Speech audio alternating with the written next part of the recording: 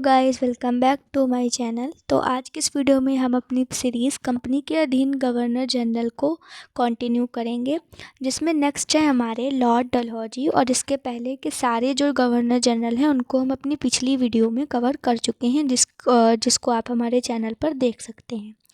Lord Dalhousie 1848 से 1856 ईस्वी। द्वितीय आंग्ल सिख युद्ध 1848 से 1849 तथा पंजाब का ब्रिटिश शासन में विलय 29 मार्च 1849। जगत प्रसिद्ध सिख राज्य का प्रसिद्ध हीरा कोहिनूर महारानी विक्टोरिया को भेज दिया गया। द्वितीय आंग्ल सिख युद्ध के दौरान 3 युद्ध लड़े गए। पहला रामनगर का युद्ध 16 नवंबर 1848 ईस्वी, जो कि अनिर्णीत रहा। दूसरा चिलियावाला का युद्ध 13 जनवरी 1849 ईस्वी को, जो कि अनिर्णीत रहा। और तीसरा युद्ध गुजरात चिनाब नदी के किनारे नामक स्थान पर, यानी गुजरात नामक स्थान पर 12 मार्च 1849 ईस्वी को हुआ, जिसमें कि सिख जो है वो बुरी तरह से पराजित हुए। द्वितीय आंग्ल बर्मा युद्ध और 1852 ईस्वी में लोअर बर्मा एवं पीगू को अंग्रेजी राज्य में मिला लिया गया। डलहौजी ने सिक्किम पर 2 अंग्रेज डॉक्टरों के साथ दुर्व्यवहार का आरोप लगाकर 1805 ईस्वी में उस पर अधिकार कर लिया।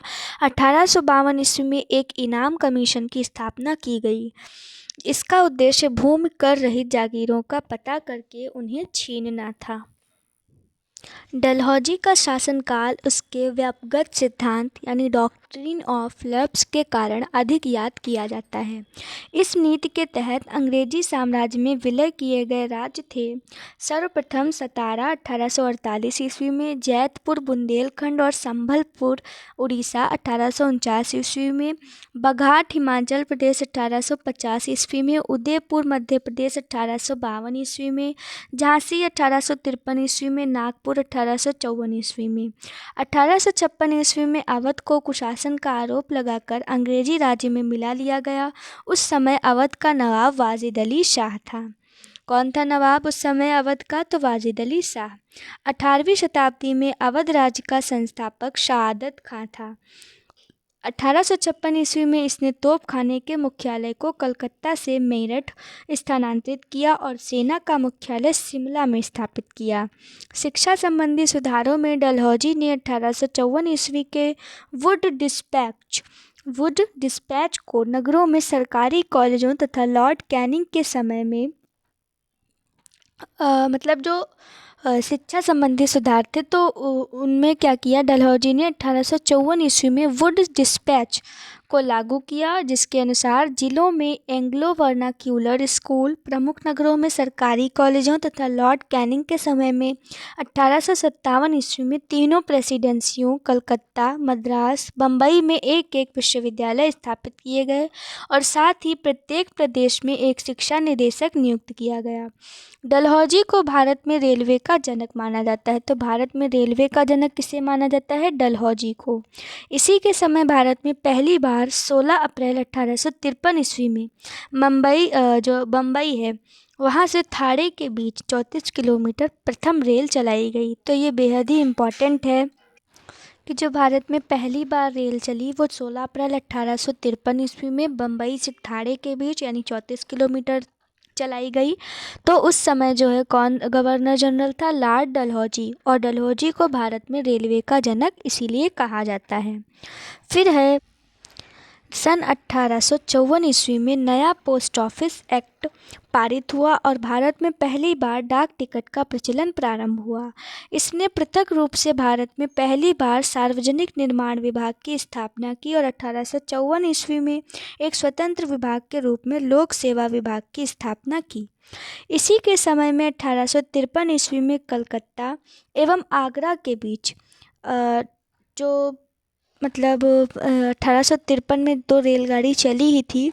साथ ही जो है डलहौजी के समय में ही 1853 ईस्वी में कलकत्ता एवं आगरा के बीच पहली बार बिजली से संचालित तार सेवा शुरू हुई। 1800 और इसने जो है शिमला को ग्रीष्मकालीन राजधानी बनाया था।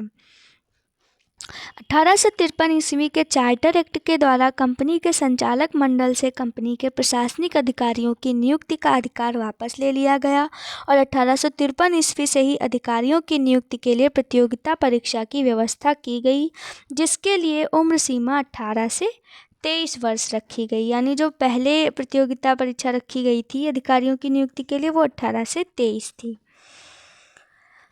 अब नोट है कि सत्येंद्र नाथ टैगोर पहले भारतीय थे जिन्होंने 1863 ईस्वी में लंदन में हुई सिविल सेवा परीक्षा में सफलता प्राप्त की थी, यानी सीएससी, जिसमें सिविल सर्विसेज एग्ज़ाम सिविल सेवा परीक्षा में सफलता प्राप्त की थी। तो सिविल सेवा परीक्षा में जो है, जो अंग्रेज़ों द्वारा स्टार्ट हुई, तो उसको सबसे पहले किस भारतीय ने पास किया, तो वो सत्येंद्र नाथ टैगोर ने 1863 ईस्वी में। ये परीक्षा कहाँ हुई थी, तो लंदन में। 1922 ईस्वी में इलाहाबाद, भारत एवं लंदन दोनों स्थानों पर साथ साथ सिविल सेवा परीक्षा का आयोजन किया जाने लगा। फिर मतलब भारत में इलाहाबाद और लंदन दोनों स्थानों पर जो है सीएससी का आयोजन होने लगा 1922 ईस्वी में। डलहौजी ने नर बलि प्रथा को रोकने का भी प्रयास किया। तो जो नर बलि प्रथा थी उसको भी इसने रोकने का प्रयास किया। फिर है लॉर्ड कैनिंग 1856 से 1862 ईस्वी। ये भारत में कंपनी द्वारा नियुक्त अंतिम गवर्नर जनरल तथा ब्रिटिश सम्राट के अधीन नियुक्त भारत का प्रथम वायसराय था। इसके समय की सबसे महत्वपूर्ण घटना की यदि बात करें तो वो थी 1857 ईस्वी का ऐतिहासिक विद्रोह। इसी विद्रोह के बाद प्रशासनिक सुधार के अंतर्गत भारत का शासन कंपनी के हाथों से सीधे ब्रिटिश सरकार के नियंत्रण में ले लिया गया। कैनिंग के समय 1861 में उच्च न्यायालय अधिनियम बनाया गया, जिसके अनुसार पुरानी सुप्रीम कोर्ट और सदर अदालतों को समाप्त कर दिया गया तथा कलकत्ता, मद्रास, मुंबई में एक एक उच्च न्यायालय की स्थापना की गई। 1866 में आगरा में एक उच्च न्यायालय की स्थापना की गई, जिसे 1875 में इलाहाबाद में स्थानांतरित कर दिया गया। कैनिंग के समय में ही 1856 ईस्वी में जो है वो विधवा पुनर्विवाह अधिनियम स्वतंत्र रूप से लागू हुआ। तो विधवा पुनर्विवाह अधिनियम किस गवर्नर के टाइम स्वतंत्र रूप से लागू हुआ, तो लॉर्ड कैनिंग के टाइम में 1856 ईस्वी में।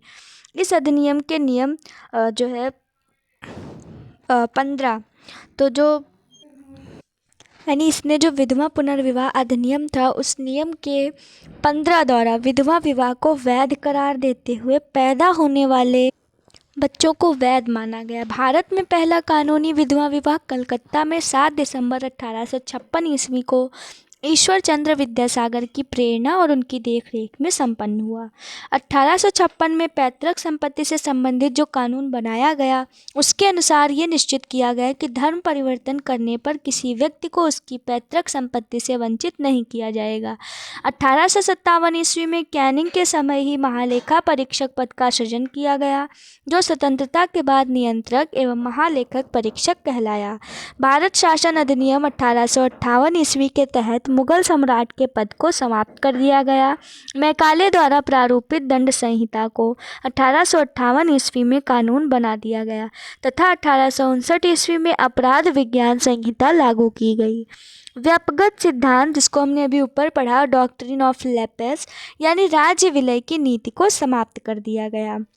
1861 ईस्वी में इंडियन काउंसिल एक्ट पारित हुआ तथा पोर्टफोलियो प्रणाली लागू की गई। लॉर्ड एलिगन 1862 से 63, इन्होंने वहाबी आंदोलन का दमन किया और 1863 ईस्वी में धर्मशाला हिमाचल प्रदेश में इनकी मृत्यु हो गई। लॉर्ड लॉरेंस 1864 से 1869 ईस्वी। 1865 में भूटान ने ब्रिटिश साम्राज्य पर आक्रमण किया और अफगानिस्तान के संबंध में हस्तक्षेप की नीति अपनाई, जिसे शानदार निष्क्रियता के नाम से जाना जाता है। इसी के समय में उड़ीसा में 1866 ईस्वी में तथा बुंदेलखंड एवं राजपूताना में 1868 से 69 ईस्वी में भीषण अकाल पड़ा। इसने हेनरी कैम्पबेल के नेतृत्व में एक अकाल योग का गठन किया और 1865 ईस्वी में इसके द्वारा भारत और यूरोप के बीच प्रथम समुद्री टेलीग्राफ सेवा शुरू की गई। तो ये थे हमारे कुछ और अन्य लॉर्डों के बारे में।